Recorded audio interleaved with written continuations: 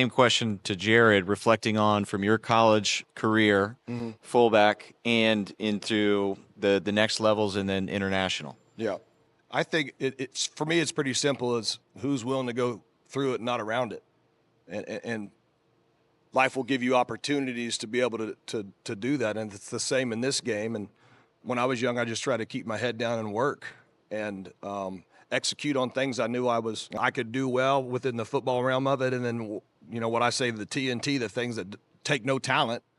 How can I be a high level guy at that? Be on time, dress like you're supposed to dress, not be a distraction, know which one of my teammates I can joke around with and which ones I can't. Know when I need to flip the switch. Just kind of having that emotional maturity because I love the game. It was important to me, and so how can I share that love with my teammates and show them what hard work looks like once again, and encourage them to join me, I guess, and sometimes I'm just going to go. You can't take everybody with you at every in every chapter of the book that you're writing. And so you have to be okay with that. And that's the burden of leadership. I mean, it's not, if you're going to be a leader, it's not, are you going to have a burden to carry? It's how you're going to carry it. Period. Like it's going to happen. Like Philo said, it's not a leadership. It's not a popularity contest. It's hard. It's hard to do the right things. But if you're making others around you better, I think that's a true leadership. And what we've tried to do here, what we've done here is to create opportunities for guys to step up, period. And so before we go to these team votes, we already know who the heck's going to get voted for because we have put that into play, not for us to see, but for their teammates to see.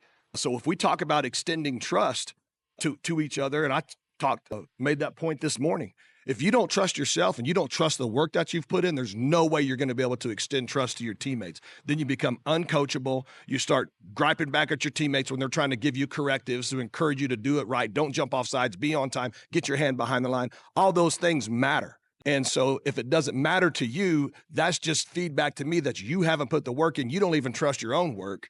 And so we've created an environment and a culture where we're going to give you opportunities to step up. It's how you're going to carry the burden that everybody is going to be able to see. So I don't want a helicopter parent. No.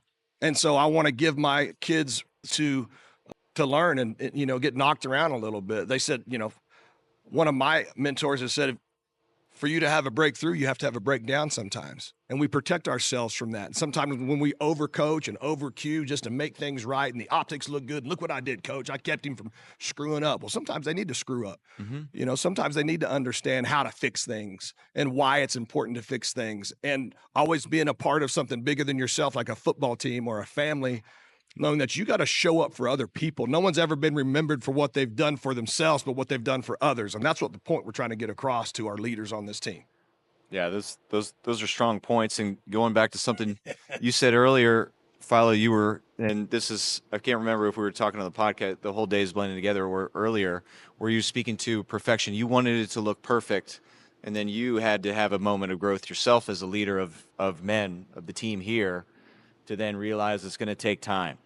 So now, reflecting on that and factoring in now leadership and mentorship, how do you feel you've accomplished that now, leading leaders within the team? I feel like it was just speaking on the transition.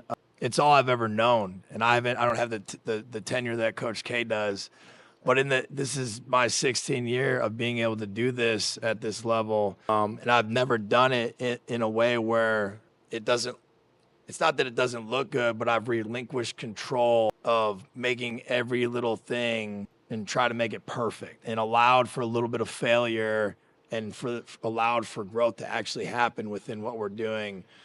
And so it's the first time that I've really committed to doing it that way. And I've grown tremendously within this last 9 weeks just in doing it and trying a different way.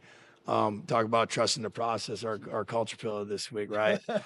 But I mean, it's just seeing how it's evolved from our first day with our guys. I've never done it on a whistle before. It's always been, and it's just all I've ever known, and that's okay. But there's so many different ways to do it. But just trying it a different way. And I'm looking around the room because I'm just kind of thinking about this morning. It's just paid dividends for me to be able to help other guys like Coach K said, that we've identified as leaders to help them grow, to allow for their teammates to fail sometimes. So I'm spinning in circles right now as far as my answer, but Yeah, often this is the beauty of coaching. Sometimes the lesson that we need to learn, like it's the same time and moment that our athletes need it as well. right. So